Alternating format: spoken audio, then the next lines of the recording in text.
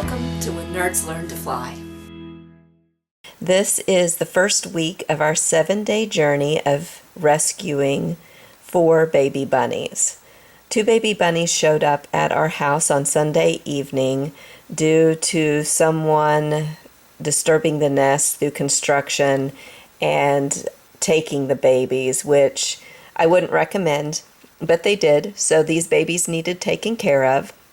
We immediately started to bottle feed them with kitten formula mixed with whipping cream.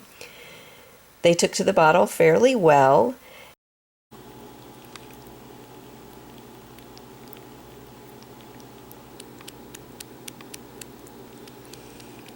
By the next day, 2 more bunnies had showed up. Monday, we had 4 baby bunnies. We were very concerned about one of them. He was quite a bit smaller than his siblings. We believe him to be the runt of the litter. Caring for baby bunnies so difficult anyway, we were very concerned about him. We started feeding them some greens from the yard, things that we had seen other adult bunnies eat in the yard, so we knew that these were plants that they typically eat and like. The baby bunnies, even at this age, are very good at keeping themselves clean. So they bathe themselves. You don't have to worry about that. These little guys are already winning over our hearts. We added some alfalfa hay. Typically, adult bunnies, you don't feed alfalfa hay, you feed Timothy hay. But due to the protein that the babies need, alfalfa is the best hay that you can give to infant cottontail rabbits. And as you can see, they like it very much. Gordy is our big eater. We also started introducing them to the outdoors in a safe enclosure with us watching closely over them, because eventually we want to release these little guys back out into the wild. Okay, good morning, guys. This is the beginning of the 4th day. Since they are beginning to look so much alike, I am relocating all of them to a new box, and then as I feed them, I put them back into their box just to make sure that I get everybody fed the appropriate amount. As you can see, the 3 larger ones are still a lot larger than our little guy who's hiding there in the corner. He's quite a bit smaller. You see how much smaller he is than his siblings? He has been from the minute he came to us. We believe he was the runt. We're still debating over names. I kind of thought I would name them after the characters of Stand By Me. I'm not sure if Corey's sold on it. That would make the little one there Gordy. Big one here as Vern. And then we would have the one with the star on the head as Teddy. So that'd be Chris back here. This is where it gets so difficult as a human trying to rescue baby cottontail rabbits. Their mother only feeds them twice a day, about 5 minutes at a time, and leaves them completely alone the rest of the time. We as humans want to nurture, we want to feed them every few hours. We had Gordy, who was not eating well, and we didn't feel like he was thriving, and the first response is to feed him more often. This is actually a mistake. This typically causes them more stress and doesn't help them thrive. As human beings, we have to hold ourselves back and feed them twice a day. Be sure they have lots of alfalfa, have other greens available for them. They love hibiscus flowers. Hibiscus have good properties in them as far as antibiotic and antiparasitic. They're a great food for them to eat, and that really seemed to help Gordy out. He seemed to get a lot better after the hibiscus. There's little Gordy. Then we have Vern, Chris, and there's Teddy. And they're just getting up this morning. This is full day 5 with our little bunnies. And it looks like Gordy's very awake this morning. He's looking around. He does look bigger today. That's good news. He's the one I'm worried about the most because he's so much smaller than everybody else. But he is getting a little bit bigger. And that's my 4 baby bunnies all in a ball. Aren't they cute? You guys ready to eat this morning? Yeah? Not really? Okay.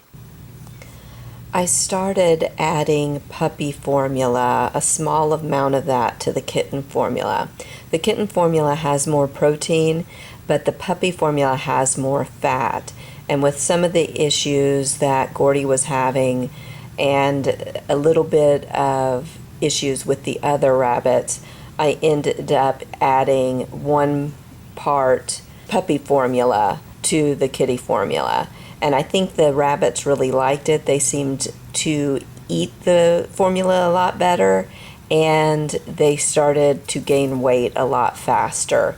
Gordy's doing so much better now with a little change to the formula. This is day number 6 with these little guys. This morning we've got them already in their transfer box. Chris and Gordy, Teddy and Vern. I'm getting ready to bottle feed these little guys. It's getting tougher because they're getting stronger and faster, but that's good news. So Corey, what do you think so far of this adventure of feeding baby bunnies? I think we worry a lot. There's so much worry involved. They seem to be doing really well. I think so, but you'll have a few of them that eat really good for a few days and then don't, and you're so tempted to feed them every hour, which isn't really good for them. They get a little lethargic and start looking things up. So it's probably failure to thrive, and they're on decline. Yeah, it's hard when you care. It really, really is. But I think they're all doing good. I think they are too. They seem to be doing good. Their hair is starting to fluff out. We're really worried about Gordy. The day before yesterday, he was real lethargic, and yesterday he made a lot of progress. He really did. So, yeah, so let's get to feeding these little punks. Gordy's always ready to try something new. He is. Is he eating the pickles? Well, there's one about to go in his mouth. I don't know if he's going to actually eat it or not. Morning, guys. This is the morning of day 7 that you've been with me. You're probably about 3 weeks old. This will be 7 days this evening, somewhere around 8 o'clock, that you've been staying here. And we've got Chris over there and Teddy, all fluffy and cute. And then over here, we have Vern and Gordy, and they seem to be doing very well too. Are you all ready for breakfast this morning? Something else that you want to watch out for that no one warned us about is that these little guys' teeth are really, really, really sharp. And when they nurse, a lot of times they chew on the nipple. I nearly panicked this morning when I pulled out the nipple from one of the rabbit's mouth and the end was gone. Luckily, he did not swallow it, and it was lying on the towel next to him. So I know now to keep a close eye on the nipples, and if they start to get worn at all, change them out, because they can chew off the ends of these nipples, and you definitely don't want them getting plastic into their system. So there's a lot to learn about raising baby bunnies, and it is not easy. Every bit of it is stressful because you are concerned, am I getting them enough food? Is the formula warm enough? Is the formula cold enough? Are they thriving?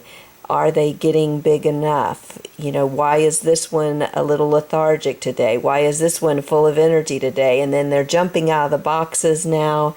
So raising wild baby bunnies is not for the faint of heart. It is not something that's easy to do. If you can find a rehabilitator, get them to a rehabilitator and save yourself a lot of anxiety. But in the end, it is a really heartwarming experience to be able to help these guys thrive. Always an adventure. Yeah, that's us.